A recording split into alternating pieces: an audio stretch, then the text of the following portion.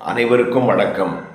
இன்றைய ஜோதிட நிகழ்ச்சியில் நாம் பார்க்க இருக்கின்ற அற்புதமான ஒரு ஜோதிட தகவல் என்னவென்று சொன்னால், கணேஷ் என்ற நேயர் தன்னுடைய ஜாதகம் சம்பந்தமான குறிப்புகளை அனுப்பி அவர் ஜாதக சம்பந்தமாக சில கேள்விகளை கேட்டிருக்கிறார்.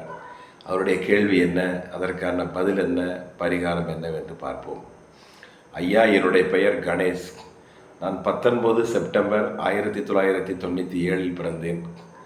மதியம் 1:35 பிறந்தேன். எனக்கு இன்னும் திருமணமாகவில்லை. எப்பொழுது எனக்கு திருமணம் நடக்கும்? ஜாதகத்தில் ஏதாவது தோஷங்கள் உள்ளதா? அதற்கு நான் என்ன பரிகாரம் செய்ய வேண்டும் என்று கேட்டிருக்கிறார். கணேஷ், நீங்கள் 19 செப்டம்பர் 1997 பிறந்துள்ளீர்கள். மதியம் 1:35 பிறந்துள்ளீர்கள். விழுப்புரத்தில் பிறந்துள்ளீர்கள். உங்களுடைய வயது 28 வயது முடிந்துவிட்டது. 29வது வயதில் உள்ளீர்கள். உங்கள் லக்கணம் தனுசு லக்கணம். அஸ்வினி நட்சத்திரம் 3ஆம் பாதம், மேச ராசியில் பிறந்துள்ளீர்கள். உங்கள் ஜாதகத்தில் இப்பொழுது நடக்கிற மகாதிசை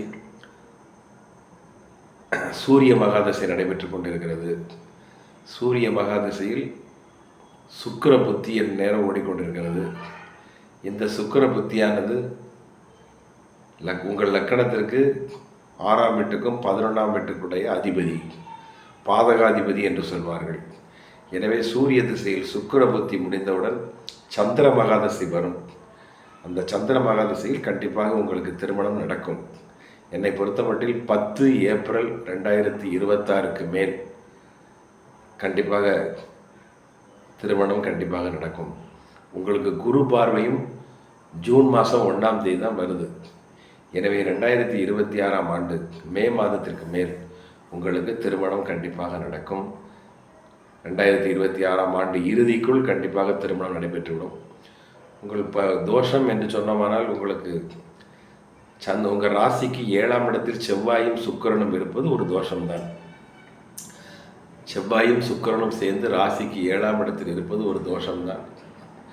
அதுக்குத்தான் என்ன சொல்வார்கள், செவ்வாய் சுக்கிரன் ராசிக்கு 7ஆம் இடத்தில் இருப்பதால் திருமணத்திற்கு முன்பாக வாழை மரத்திற்கு ஒரு திருமண மாதிரி ஒரு பரிகாரத்தை பண்ணி கொள்ளுங்கள். அதற்கு அடுத்தபடியாக உங்களுடைய லக்னாதிபதியாகிய குரு பகவான் நீச்சமாக உள்ளார்.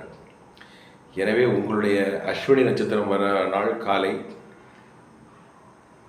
பாடல் பெற்ற பெருமாள் கோவில் ஏதாவது ஒன்றில் உங்களுடைய ஜென்ம நட்சத்திரம் என்று துலாபாரம் என்ற பரிகாரத்தையும் செய்துவிட்டு வாருங்கள்.